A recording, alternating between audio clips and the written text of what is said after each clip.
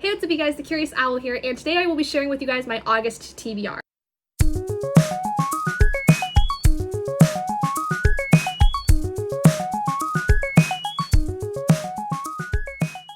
So August is going to be kind of weird because I'm basically going to do what I did last month with my people of color, LGBTQ authors, mental health rep, not trans, non-binary, all those kinds of authors and books.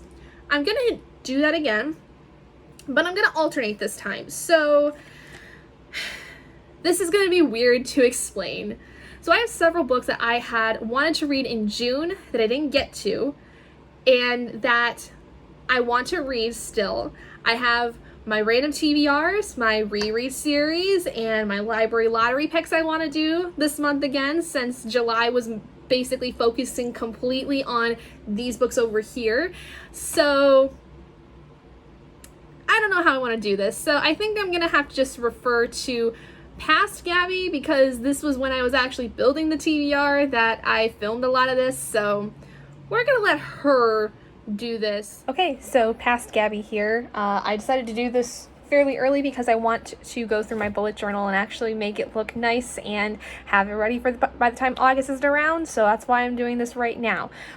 So I'm going to be drawing books that are going to be books I read after I do get through one on my actual TBR.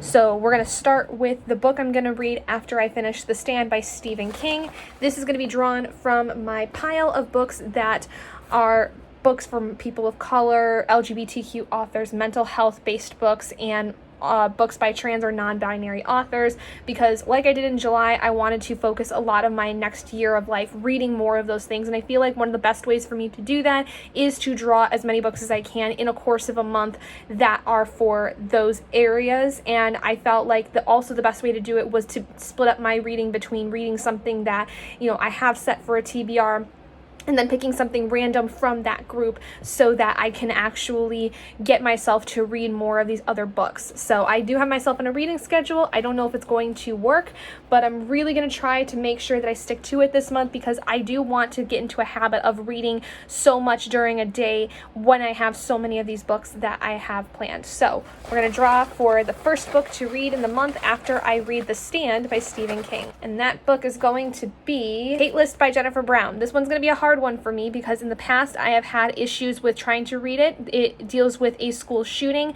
and the lasting effects that it has on the girlfriend of the school shooter in her senior year of high school. So this one was always really hard for me because the last time I tried to read this, it was just after I had been in my own experience of a school shooting of sorts, and I talked about it on my vlog. You would have seen it in the news more than likely, but yeah, this one was always hard for me. But I think now that with it having been quite a while since it having happened, might be able to actually get through this one this time. So the next book I want to finish in that month is I want to finish the short story collection of The Night of the Seven Kingdoms by George R.R. Martin. So once I finish that book, we are going to then read The Savage Song by Victoria Schwab. I'm really excited for that one. I have been wanting to read a V.E. Schwab book for a while. And as of where I am now in the month, on July 20th, I haven't read anything by Victoria Schwab. I am curious though to see how the rest of the month goes, to see if I do end up picking up something else by her before the month ends and we get into August. Next book I want to read is the concluding novel in the Grish trilogy by Leigh Bardugo, which is Ruin Rising. I really just want to read this one because I did borrow the book from my sister and I would like to get it back to her as soon as I can, and I actually really liked the way that the story built itself. I didn't care so much for Siege of Storm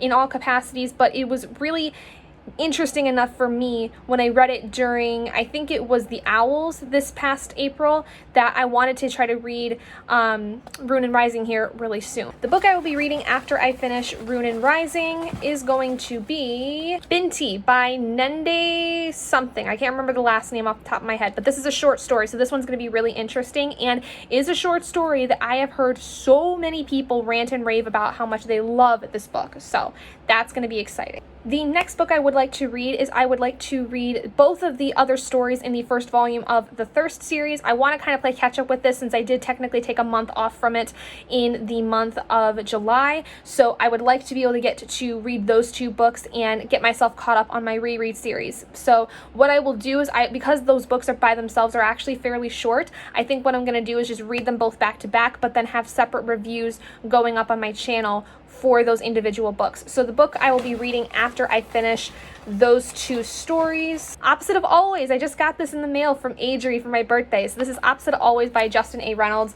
Very, very heavy story dealing with a young man who gets involved with a girl, but then unfortunately she passes away, and then he kind of goes back in time to when he first meets her and could possibly stop her death from happening, but it does come at the cost of possibly losing somebody else he cares about. So it's a story of like really kind of making the decision of what is worth living without kind of thing. So that's going to be really interesting. And then the last book that I have, the Aeneid by Virgil. This is my random TBR book for June, and I didn't get to it. I really wanted to finish it, but I just didn't have the time. But the book that I will be reading after I finish the Aeneid in its entirety is going to be The Wedding Date by Jasmine Guillory. That's going to be a fun one, a nice little contemporary to offset the very old classic text that I will be reading. So now I'm going to draw my random TBR, which I wasn't going to do at this point in time, but I figured that if I really want to make my bullet journal spread look nice and actually have a pretty good game plan of how the month's gonna go right on August 1st, I figured I probably should do it now and then also do my library lottery pick. So let's see how this goes. Okay, so the random TBR pick for August 2020 is going to be Sabriel by Garth Nix. Awesome. That is one I purchased fairly recently that I am looking forward to reading. I never really got into Garth Nix growing up. I had a lot of friends who really, really liked his work, but I just, for some reason, he never crossed my radar. So good to know. And now to do the library lottery pick. So as always, we are going to first determine the age range that I will be reading in.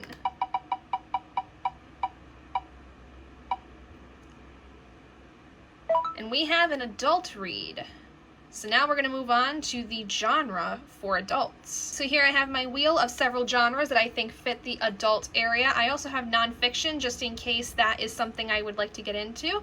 But without further ado, here we go.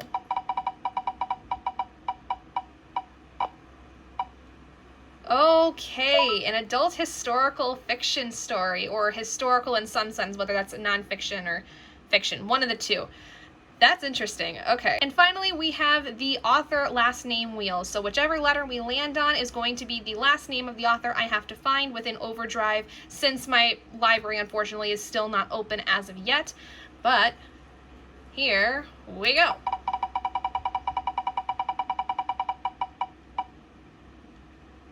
The letter F. So I have to find an author with the last name letter F that writes something historical that is in the adult age range. This ought to be fun. So I kid you not, I had to sift through so much smut, basically. So thankfully the book I ended up finding was not like one of those really, really stereotypical historical romances that you'd see at the grocery store that like your grandmother would get super, super into. I saw a lot of those though, which doesn't surprise me, but at the same time, I'm kind of like, thank God I didn't have to read one of those things. The book I ended up picking was The Nebely Coat by J. Maud Faulkner? Something like that, last name Faulkner. Basically, this is a story that deals with an architect who goes to work on this really big restoration project at this mansion of some sorts, and he finds out that there's a vast inheritance, and it's kind of like one of those like mysteries. Like it's a classic mystery, so it's kind of older. I ended up getting the ebook version of this book, and so I'm really kind of excited because I was worried that if it was an audiobook, I'd have a harder time reading it, because I have a hard time listening to audiobooks of classic works. So I'm kind of glad that I got the ebook version of this book, but now I have to figure out how to structure my reading this month, because I only have that book for about 21 days now.